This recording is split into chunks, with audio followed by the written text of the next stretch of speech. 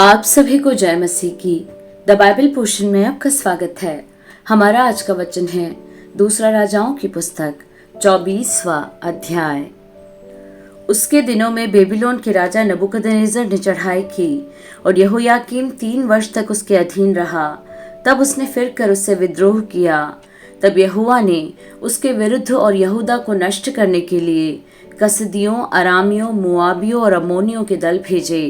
यह यहोवा के उस वचन के अनुसार हुआ जो उसने अपने दास भविष्यद्वक्ताओं के द्वारा कहा था।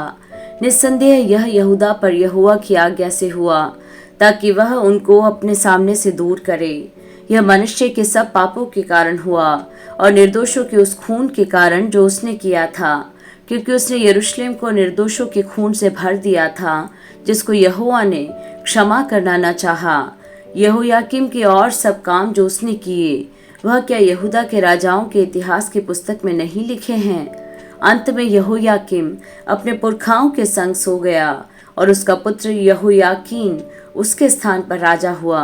मिस्र का राजा अपने देश से बाहर फिर कभी न आया, क्योंकि बेबीलोन के राजा ने मिस्र के नाले से लेकर फरात महानद तक जितना देश मिस्र के राजा का था सबको अपने वश में कर लिया था। जब यहोयाकीन राज्य करने लगा तब वह 18 वर्ष का था और 3 महीने तक यरूशलेम में राज्य करता रहा। उसकी माता का नाम नहुश्ता था जो यरूशलेम के एलनातान की बेटी थी। उसने ठीक अपने पिता के समान वह किया जो यहोवा की दृष्टि में बुरा है। उसके दिनों में बेबीलोन के राजा नबूकदनेस्सर के कर्मचारियों ने यरूशलेम पर चढ़ाई करके नगर को घेर लिया। जब बेबीलोन के राजा नबूकदनेस्सर के कर्मचारी नगर को घेरे हुए थे तब वह आप वहां आ गया।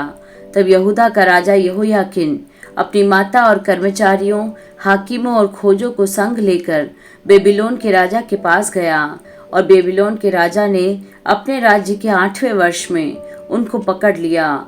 तब उसने यहोवा के भवन में और राजभवन में रखा हुआ पूरा धन वहां से निकाल लिया और सोने के जो पात्र इस्राएल के राजा सुलेमान ने बनाकर यहोवा के मंदिर में रखे थे उन सबों को उसने टुकड़े टुकड़े कर डाला, जैसा कि यहोवा ने कहा था।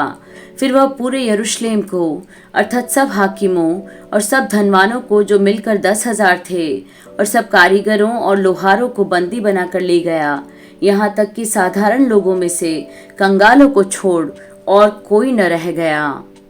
वह यहोयाकीन को बेबीलोन में ले गया और उसकी माता और स्त्रियों और खोजों को और देश के बड़े लोगों को वह बंदी बनाकर यरूशलेम से बेबीलोन को ले गया।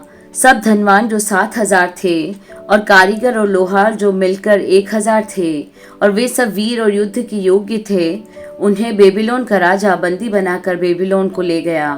बेबीलोन के राजा ने उसके स्थान पर उसके चाचा मत्तन्याह को राजा नियुक्त किया और उसका नाम बदलकर सिदकिय्याह रखा।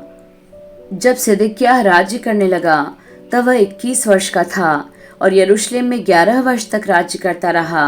उसकी माता का नाम हमूतल था जो लिब्नावासी यिर्मयाह की बेटी थी। उसने ठीक यहोयाकीम की लीक पर चलकर वही किया जो यहोवा की दृष्टि में बुरा है, क्योंकि यहोवा के कोप के कारण यरूशलेम और यहूदा की ऐसी दशा हुई कि अंत में उसने उनको अपने सामने से दूर किया।